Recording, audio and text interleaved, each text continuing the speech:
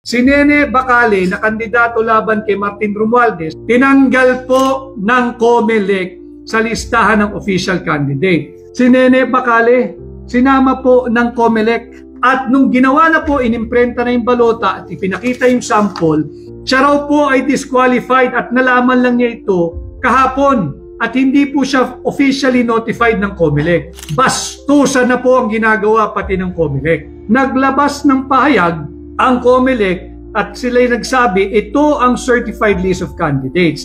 Kasali po si Nene Bacale, kandidato for congresswoman, kalaban ni Martin Romualdez. Hindi po talaga marunong lumaban ng malinis at patas ang ating mga nagpapahirap sa bansa. Tinanggal po nila si Nene Bacale bilang opisyal na kandidato ayon sa COMELEC. Ito po ay violation ng kanyang right to due process and equal protection of the laws. Karapatan po, hindi na ni Nene yung ating right of suffrage ng bawat Pilipino na pumili kung sino yung gusto nilang iboto. Bakit ba hindi kayo marunong lumaban ng patas? Lahat ng pandaraya ay ginagawa ninyo, hindi pa man nagsisimula ang kampanya.